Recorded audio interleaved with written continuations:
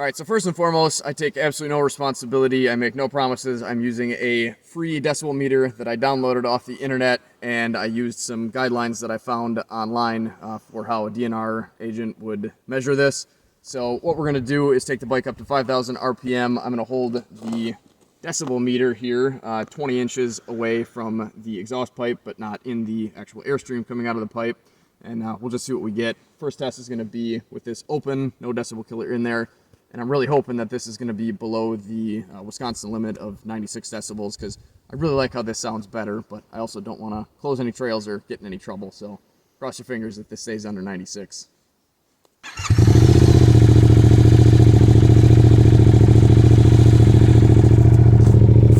Right about there, was 20 inches away. Let's see what we get.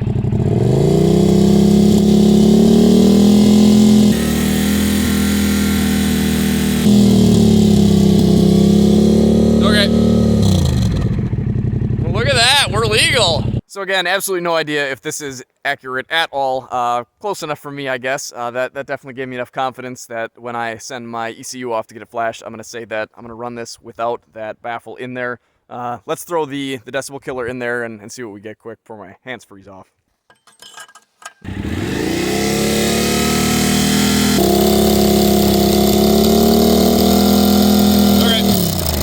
So I guess if you like it a little bit louder, you can run this a bit louder, which I'm definitely going to do. As a survivor of a motorcycle accident, I like to have my pipe as loud as possible. Not that I mind the rap either. I think this definitely sounds better without the decibel killer in it, although it does sound very good with the decibel killer installed. Let me know down in the comment box below, what do you guys think? Which way would you run it? Somebody mentioned that if this was sitting outside, that technically you could get rain inside of it. You have a rather large hole right here that leads deep down into the depths of the exhaust system.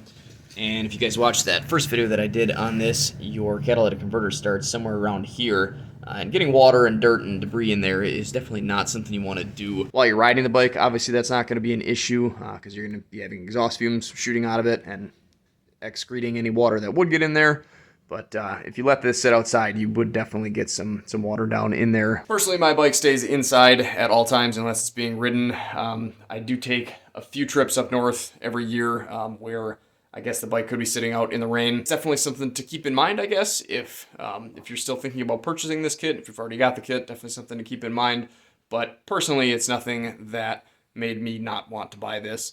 Somebody else commented and said that there is another kit out there that has this pipe routed directly up, well, almost directly up at kind of a sharp 90 and then shoots just kind of behind the passenger peg here, and then the pipe kind of just comes out the back. That one is definitely tucked in way tighter. Now, like I mentioned in the first video that I did on this kit, I mean, this pipe is not completely sucked in, and the allure of this pipe to avoid the frame bending or breaking is not so much that it is tucked in this way. I think this is like 4.5 inches that we took off of here. I mean, that's a heck of a lot of extra mechanical advantage. If you're going to grab something to try to bend it, you grab it down here rather than way up there. So just by having this removed and this mounted that much higher, that's really going to help you out. It's still something that obviously you want to keep in the back of your head. I mean, you can't completely bulletproof any motorcycle. I'm not making anything by selling you guys this, and I'm not really even trying to sell it to you. I'm just telling you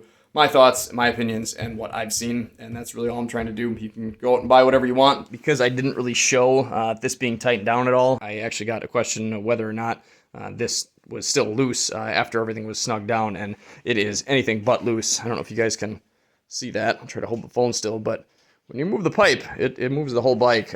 There is maybe a little tiny bit of play. I'd have to grab with both hands. A little bit of play just because of the style that this clamp is, but as far as the pipe goes here, definitely good and solid. Once this is cinched down, this is not going anywhere at all. Like I showed in the first video, this is good and solid on here, and I really like the design of this. Obviously, the set screws are biting into the frame, which is definitely going to help out and keep it from rattling around at all. But just the way that this is attached here, since this pipe shoots straight down and this one comes at an angle, as long as this is clamped together at all, this can't slip down at all. So I think this is really an ingenious design, and definitely something that I'm happy to have on the bike. having the template to cut the pipes was definitely confidence boosting too, even though I did have a bit of an issue working up the confidence to chop a piece of the frame off. I've seen comments floating around about whether this affects the warranty or not.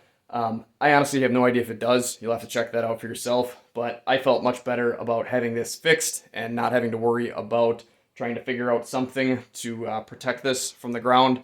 Obviously, if you get pannier racks, those would be wide enough to protect this, but any sort of crash protection just wouldn't protect it.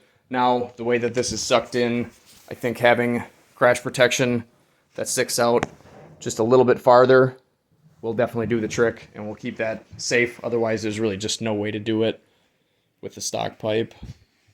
Well, other than panniers, but not everybody wants panniers. And as far as the little deflector here that I was extremely reluctant to put on, honestly, I don't even see it anymore. When I look at the bike, it really does just kind of blend in, and I think especially once I get some mud on it, it'll definitely blend in. I saw somebody mention that you could paint this with high-temp black paint. I would say that would be a great way to make it blend even more. You wouldn't probably notice it at all then, but even as it is, I doubt anybody walking past this on the trail or at a gas station or anything is really going to zone in on that. I think there's plenty of other beautiful aspects of the Tenere that you can look at. I'm really pretty happy with all the mods that I've done to this, and if you guys want to see that, I can put a link to a playlist that I've got for all the different installation review videos that I've done. And actually, one thing that is not going to be in that playlist is going to be a review on the tires. I really needed to do that yet. These are the Motaz Tractionators, and I have never been so happy with a set of tires. I've been definitely happy with tires before, but nowhere near as happy as these. So these are the Tractionator Adventure.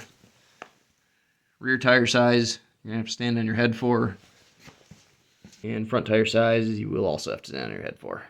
Sorry.